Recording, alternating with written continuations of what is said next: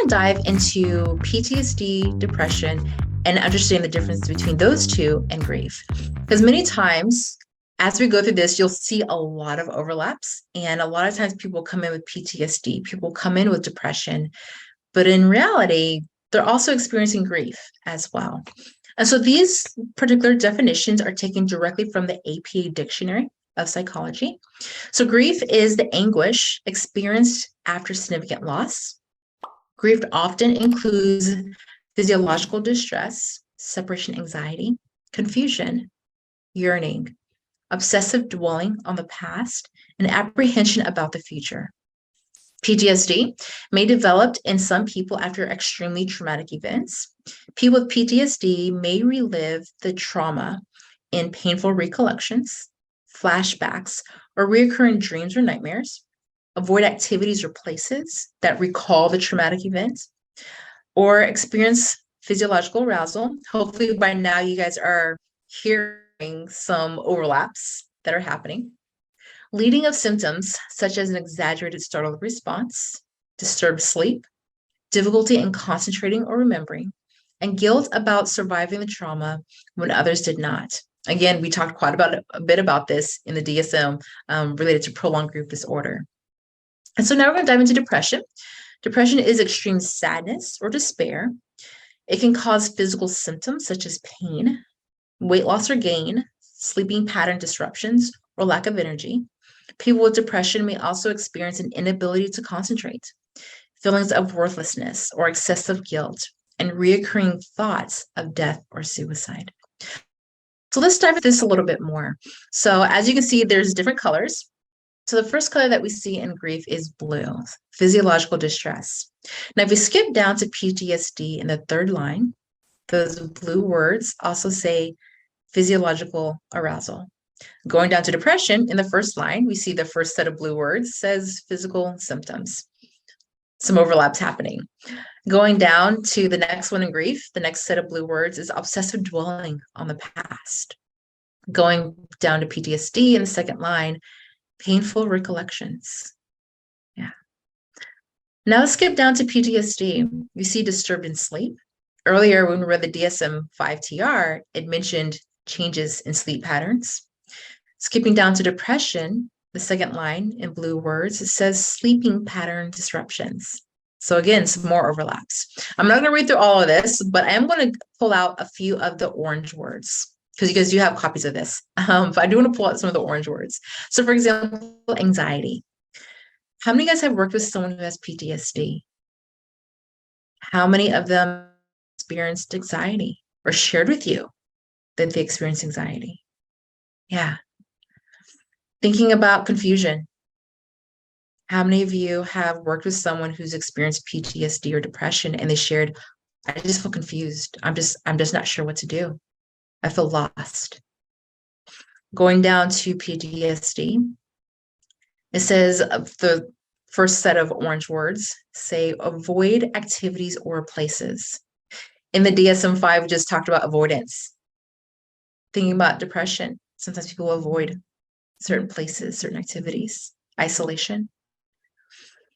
We're going to skip down to depression. Again, you guys have copies of this. I don't want to go over everything, but in depression, the first line of orange, it says extreme sadness or despair. That literally sounds like grief. Skipping down to the second line, weight loss or gain. Earlier in grief, it talked about changes in eating patterns, weight loss or weight gain. The next one, feelings of worthlessness.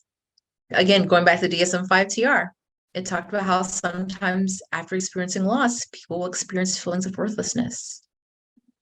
And the last one we're going to talk about is reoccurring thoughts of death or suicide. How many times have you guys worked with someone with PTSD and they had thoughts of suicide? Or maybe they've attempted suicide. Thinking about people who's experienced a loss, who's experienced grief. How many times they thought about, man, I wish I could be with my loved one. And they have thoughts of suicide, thoughts of death. So again, as you can see, there's a lot of overlaps. But the key difference between grief and PTSD and depression is that if you take a look at grief's definition, on the second line, there's a word that's in big, bold letters and it's underlined. That word is yearning. So when we have a client coming in and they say something along the lines of, man, if only I could see that person again.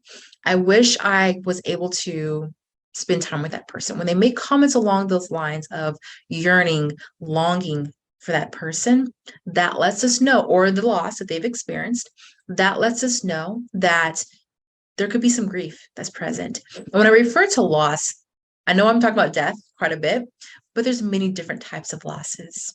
There's loss of occupation. There's abstract losses, such as loss of trust, loss of identity. So whenever we're talking about losses, I want to encourage you to be mindful of the different types of losses. Again, divorce, separation. And so if there's discussion about yearning or longing for something, then grief could be present. So after what training I had done several months ago, a young lady came up to me afterwards, and she works primarily with military personnel. And she shared that there's this individual she's been working with who was diagnosed with PTSD. And he talked a lot about guilt because several of his comrades died, but he survived. And she talked about how he talked about it should have been him, not them. They had children. He doesn't have children. He's not married. It's only him. So not a lot of people would have missed him compared to his children, their children missing them and his comrades. And as she went through the training, she began to realize that, yes, he has PTSD, but I'm also hearing some grief in there as well. And so since then, she's been able to acknowledge that grief in sessions. She actually reached out to me more recently and shared that they're addressing some of that grief. So he's able to mourn and grieve his comrades who died in battle. And so again, I would encourage you to just pause for a second and think about your own clients who might be experiencing PTSD or depression, and thinking back, have they mentioned yearning or longing for something? Thinking about depression, many times, again, there's a lot of overlaps between depression and grief.